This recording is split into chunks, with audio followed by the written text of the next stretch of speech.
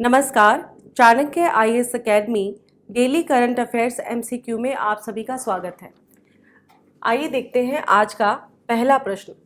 पहला प्रश्न है, निम्न में से कौन सी भौगोलिक विशेषता सोलोमन द्वीप समूह की विशेषता है? ऑप्शन ए पर्वत श्रृंखलाएं एवं पठार, ऑप्शन बी विशाल रेगिस्तान और रेत के टीले, ऑप्शन सी ज्वालामुखी द्वीप और मूंगा एटॉल, ऑप्शन डी घने वर्षावन और नदी घाटियां। इसका सही आंसर है ऑप्शन डी घने वर्षावन और नदी घाटियां। हाल ही में सोलोमन द्वीप और चीन ने पुलिस, आर्थिक और तकनीकी से जुड़े समझौते पर हस्ताक्षर किए हैं।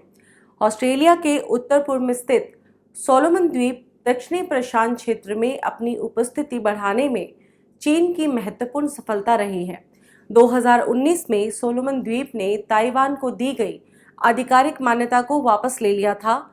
यह एक ऐसा कदम था जिससे क्षेत्र में चीन के प्रभाव के बारे में वॉशिंगटन और ऑस्ट्रेलिया में चिंताएं पैदा हो गई थी। सोलोमन द्वीप की अगर बात करें तो सोलोमन द्वीप पपुआ न्यू गिनी के पूर्व में स्थित मेलानेशिया में एक राष्ट्र है। इसमें 990 से अधिक द्वीप शामिल हैं, जिसकी राजधानी गुआडलकेनाल द्वीप पे होनियार है।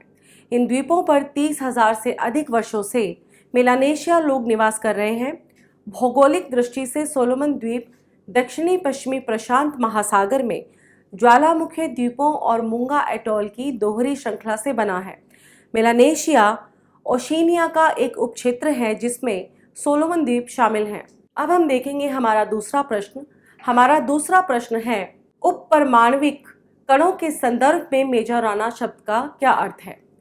ऑप्शन ए सूक्ष्म कण जो विशेष परिस्थिति को पूरा करते हैं और अपने स्वयं के प्रतिकण होते हैं, ऑप्शन बी एक प्रकार का बोसोन कण, ऑप्शन सी वे कण जिसमें आंशिक विद्युत आवेश होता है, और ऑप्शन डी उच्च ऊर्जा पर कणों की परस्पर क्रिया का अध्ययन। इसका सही जवाब है ऑप्शन ए सूक्ष्म कण जो विशेष परिस्थिति को पूरा करते हैं और अपने स्वयं के प्रतिकण होते हैं। मेजोराना शब्द उपपरमाणविक कण भौतिकी में एक अवधारणा को संदर्भित करता है। इसकी उत्पत्ति 1937 में इटालवी भौतिकी विज्ञानी एटोर मेजोराना के काम से हुई है। मेजोराना में पाया गया है कि डिराक समीकरण में कुछ शर्तों को पूरा करने वाले कण अपने स्वयं के प्रतिकण हो सकते हैं। इसका मतलब है कि यदि एक मेजोराना कण और उसका प्रतिकण मिलते हैं तो वो एक दूसरे को नष्ट कर देते हैं। मेजोराना फर्मियंस की खोज कण भौतिकी को समझने में एक महत्वपूर्ण प्रगति थी। मेजोराना फर्मियंस एक प्रकार के फर्मियंस हैं जो उप परमाणु कण हैं और जो पदार्थ बनाते हैं। पहला एंटी पार्टिकल पॉजिट्रॉन डिरॉक की एंटी पार्टिकल की भविष्यवाणी के आधार पर खोजा गया था। अध्ययन के इस क्षेत्र में उनके योगदान के लिए एटोर मेजोराना के सम्मान में मेजोराना फर्मियन का नाम रखा गया है। हमारा अगला प्रश्न है, निम्न में से कौन सा आईआईटी परिसर महिला निदेशक वाला पहला आईआईटी बनने जा रहा है? Option A IIT Bombay, option B IIT Delhi, option C IIT Madras Zanzibar, option D IIT Kanpur.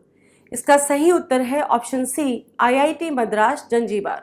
भारतीय प्रौद्योगिकी संस्थान मद्रास ने घोषणा की है कि जंजीबार में उनके अंतर्राष्ट्रीय परिसर में एक महिला निदेशक होगी, जिससे यह महिला प्रमुख वाला पहला आईआईटी बन जाएगा। आईआईटी मद्रास जंजीबार की प्रभारी निदेशक प्रीति अगलायम ने संस्थान और देश के लिए योगदान देने पर अपना सम्मान व्यक्त किया है। जंजीबार परिसर 24 अक्टूबर 2023 को संयुक्त राष्ट्र दिवस के अवसर पर परिचालन शुरू करेगा। अब हम देखेंगे हमारा चौथा प्रश्न। हमारा चौथा प्रश्न है, नागरिकता अधिनियम की धारा 7DE का उद्देश्य क्या है? ऑप्शन ए भारत के विदेशी नागरिकता का दर्जा रद्द करना, ऑप्शन बी OCI स्थिति वाले व्यक्तियों को विशेष विशेषाधिकार प्रदान करना, ऑप्शन सी भारत में विदेशी शिक्षाविदों की गतिविधियों को विनियमित करना, ऑप्शन डी अंतर्राष्ट्रीय जल सहयोग पर प्रतिबंध लागू करना। इसका सही जवाब है ऑप्शन ए भारत की विदेशी नागरिकता का दर्जा रद्द करना। हाल ही में दिल्ली उच्च न्यायालय ने स्वीडन में रहने वाले प्रोफेसर अशोक स्वेन का भारतीय प्रवासी नागरिक का दर्जा रद्द करने के आदेश को रद्द कर दिया है। अदालत ने इस बात पर प्रकाश डाला है कि आदेश में नागरिकता अधिनियम की धारा 7(d)(e) का उल्लेख करने के अलावा स्वेन की ओसीआई स्थिति को रद्द करने के लिए कोई विशेष कारण नहीं बताया गया है।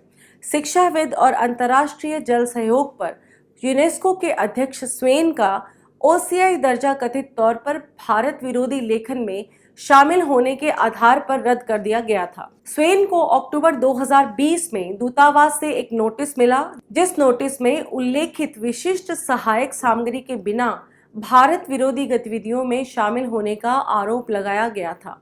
अब देखेंगे हमारा पांचवा प्रश्न।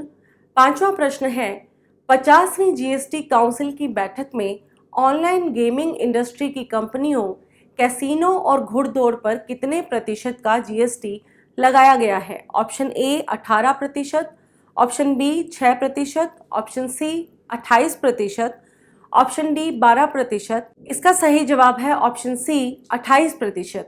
ऑनलाइन गेमिंग, कैसीनो और घुड़दौड़ पर अब 28% की दर से जीएसटी का भुगतान करना पड़ेगा। यह कर खिलाड़ियों की ओर से लगाए जाने वाले दाव की पूरी रकम पर लगेगा। वित्त मंत्री निर्मला सीतारमण की अध्यक्षता में हुई जीएसटी परिषद की 50वीं बैठक में ये फैसला लिया गया है। जीएसटी काउंसिल जीएसटी से संबंधित मुद्दों का समाधान करने वाली एक संवैधानिक निकाय है। यह केंद्र और राज्यों का एक संयुक्त मंच भी है। संविधान के अनुच्छेद 279A जीएसटी परिषद के गठन से संबंधित है। इसके साथ ही करंट अफेयर एमसीक्यू से संबंधित इस वीडियो को हम यहीं पर विराम देते हैं। आप हमारे यूट्यूब चैनल को लाइक, शेयर और सब्सक्राइब जरूर करें। धन्यवाद। Don't forget to like, share and subscribe to our channel and press the bell icon to never miss an update.